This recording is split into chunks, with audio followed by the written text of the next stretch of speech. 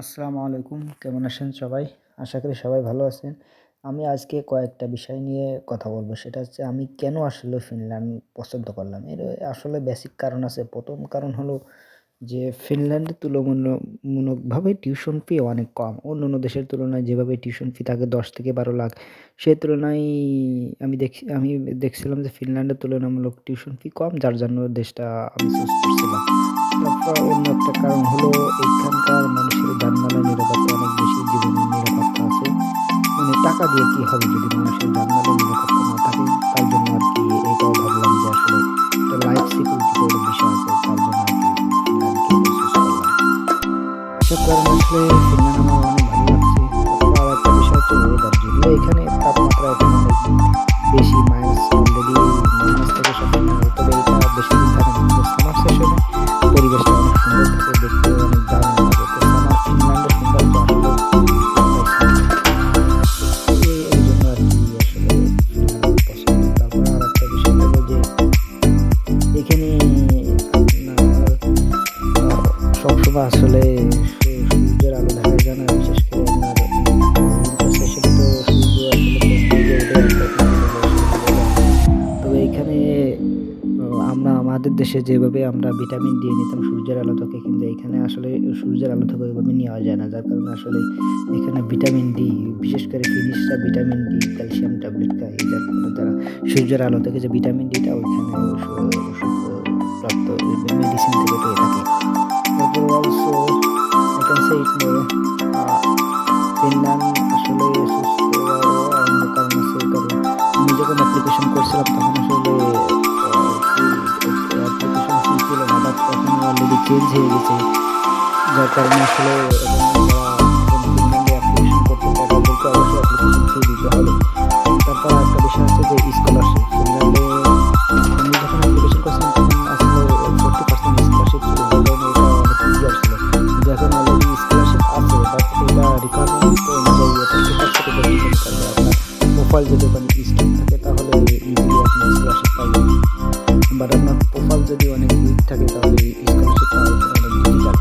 তারপরে একটা আছে অ্যাপ্লিকেশন ফি। এইখানে অ্যাপ্লিকেশন ফি আপনার ১০০ থেকে ১২০ ইউরো মতো হবে এখানে মোটামুটি।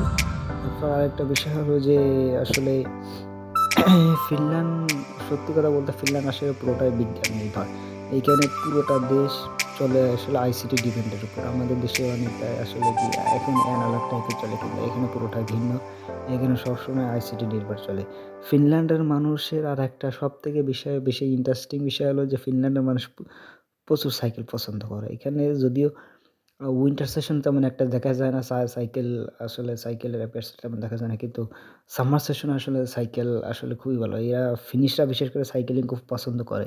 মানে এদের কাছে টাকাটা তেমন গুরুত্বপূর্ণ না। কিন্তু আপনি যদি রাস্তার পাশে বা কোনো জায়গায় ১,০০০ ৳২,০০০ রাখেন তাহলে এনারা এদের নজর দেবে না। কিন্তু আপনি যদি একটা সাইকেল রাখেন তাহলে বাছাধন শেষ। সাইকেল আর আসলে গায়েব হয়ে যাবে। মানে এক কথায় সাইকেল কেউ রাখলে সাইকেল হারায় যাবে। মানে সাইকেলের প্রতি ইনাদের খুবই একটা ইন্টারেস্ট। সো এটাই আর মানে আসলে আর কি বলবো যে আসলে মানুষের জানমালের নিরাপত্তা আসলে খুবই গুরুত্বপূর্ণ। যার কারণে আসলে ফিনল্যান্ডকে আমার অনেক পছন্দ করলাম। আসলে সত্যি বলতে ফিনল্যান্ডের রুলস হেভি ডিফিকাল্ট। আপনি এইখানে যদি কোনো ধরনের রুল ব্রেক করেন বা আপনি যেখানে পার্কিং নাই কিন্তু সেখানে যদি পার্কিং করেন তাহলে আপনাকে ফাইন করা হবে। আর যেখানে পার্কিং আছে সেখানে পার্কিং করলে তার জন্য, যেখানে ২ মিনিট পার্কিং সেখানে আপনি ২ মিনিটের বেশি করতে পারবেন না। যেখানে ১০ মিনিট পার্কিং সেখানে ১০ মিনিট করতে হবে। আর কিছু স্পেস আছে যেখানে আপনার অনলাইন পার্কিং আছে। অনলাইনে অ্যাপের মাধ্যমে আপনার পার্কিং ফি দিতে হবে। তারপরে আপনার এটা আপনার মিনিট অনুযায়ী এটা পার্কিং চার্জ কাটা হয়। সো এটাই আরকি। আসলে ফিনল্যান্ডে আসলে কম বেশি আসলে আমি তো রিসেন্টলি আসছি। আসলে ফিনল্যান্ড সম্পর্কে এতটা এখনো এক্সপ্লোর করিনি। তো আস্তে ফিনল্যান্ড সম্পর্কে অনেক জানবো। আর আপনাদেরকে ফিনল্যান্ড সম্পর্কে আপডেট দেবো। তো এটাই আরকি।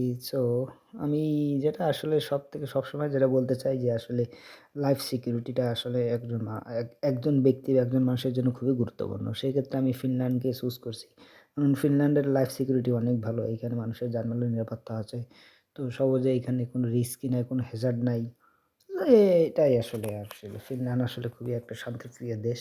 এখানে কোনো ঝামেলা না। আমি এখনো কোনোভাবে হ্যাজার্ড বা কোনো কোনো মানে যেটা আসলে দৃষ্টিকটু এরকম কিছু এখনো দেখি নাই।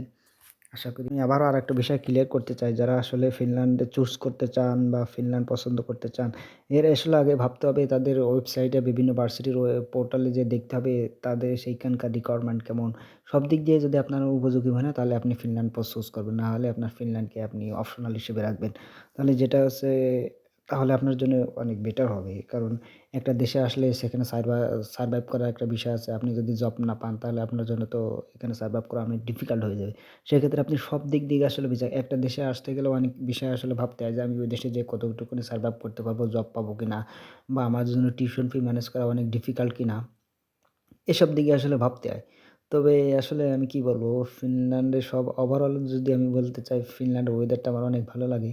তবে শীতকাল ডাজন্ট ম্যাটার। ম্যাটার আছে যে ওয়েদারটা অনেক ভালো থাকে। তো আমি আজকে দেখলাম যে আসলে তুলনামূলকভাবে ওয়েদারটা অনেক ভালো। আমি অনেকদিন পরে আজকে সূর্যের আলো দেখলাম, তো অনেক আমারও ভালো লাগছে।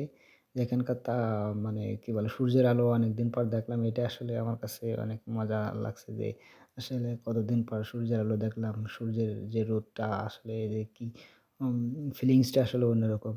আমার পাশে যে গাছগুলো দেখছেন এইগুলো আসলেও অনেক বড় গাছ বা অনেক লম্বা, লম্বা গাছ। বাট গাছটার নাম আমি অবশ্যই জানি না। কারণ ফিনল্যান্ডে আসলে সব জায়গায় শুধু গাছ আর গাছ। যেখানে যাবেন শুধু গাছ।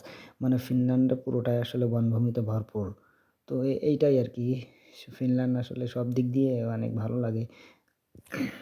আরেকটা বিষয় হলো আসলে ফিনল্যান্ডে আমি কিভাবে বা কখন অ্যাপ্লিকেশন করব? এটা আসলে ফিনল্যান্ডের প্রতি বছর আপনার ওই জয়েন অ্যাপ্লিকেশনের ডেট থাকে জানুয়ারির ১ম সপ্তাহ থেকে জানুয়ারির শেষ সপ্তাহ পর্যন্ত। এইখানে আপনার এই রোড গ্রামের অনুযায়ী মানুষ আপনাকে সবথেকে চুজ একটা করতে হবে জিনিসের কোন পরে বেশি কোন অ্যাডিক্টেড, পছন্দ করবেন সেটা কোন হলো ডেস্টিনেশন যাবেন। বাইসাইকেল। এগুলো চুজ করার পর আপনাকে তখন আপনার বাইসাইকেল এদের কাছে খুবই প্রিয় আপনার না মনে হয়। প্রসেস করতে এরা হবে। তবে আপনার গাড়ির আগে থেকে আপনার বাইসাইকেলের ভার্সিটি প্রতি চুজ বেশি করতে হবে। আসক্ত। আপনার যার কারণে রিকোয়ারমেন্ট অনুযায়ী আপনার ভার্সিটি পথে ম্যানেজ বা করতে অন্য হবে। কোনো জায়গায় যদি এসব টাকা পড়ে ডিসিশন থাকে তো তাহলে আসলে তারা আপনাকে নেবে। নিতে হবে। কিন্তু একটা সাইকেল দেশে আমি যদি যাবো এদের এটাও কাছে আসলে পড়ে তাহলে অনেক ভালো এনারা এক্সপেকটেশন থাকা মানে লাগে যে আপনি আমি যদি এখানে লক ছাড়া আসলে যদি ভালো কিছু সাইকেল পাবো, রেখে দেন, ভালো কিছু করব। সে সাইকেল আর অর্থাৎ খুঁজে আমি পাওয়া যাবে না। সবসময় কারণ একটা ভালো কিছু এদেশের করতে মানুষের চেষ্টা করব। সাইকেলের প্রতি সেটাই খুবই আরকি। একটা অ্যাডিক্ট। ফিনল্যান্ডের এখানে মানে আমার আপনার সামার কিছু টাইম তো, বাসা আছে কিছু আসলে বাসা সামার টাইমে আপডেটেড। আসলে বোঝা যায় যে আসলে দেখতে অনেক সাইকেলের সুন্দর লাগে। জনপ্রিয়তা কেমন। যার কারণে উইন্টার সেশনে ভালো মানুষ লেগে সাইকেল কম চালায়, কারণ সব জিনিসগুলো জায়গায় বরফে ঢাকা থাকে। যার কারণে সাইকেল চালানো এদের জন্য অনেক ডিফিকাল্ট হয়ে যায়। এই জন্য দেখতেও অনেক এনারা সুন্দর লাগে। সামার সেশনে সব সব থেকে সবাই বেশি মনে করতেছে সাইকেল ইউজ যে করে, এখনও সাইকেল ইউজ করে। উইন্টার টাইম লাগা না লাগলে সাইকেল কিছু অনেক কিছু ভালো চলে, কারণ এই দেশের সাইকেলও অনেক ভালো। এই আর এই কি, উন্নত আর কথা মানের বলবো সাইকেল, না। সবাই ভালো থাকবেন, সুস্থ থাকবেন। এটাই আসলে। আর আমি একটা এরা নতুন কিছু সাইকেলের পরে খুবই শুনছি, অ্যাডিক্টেড। আপনাদের ভালো লাগলে সাইকেল অবশ্যই পাইলে এদের মাথায় কাজ করে না।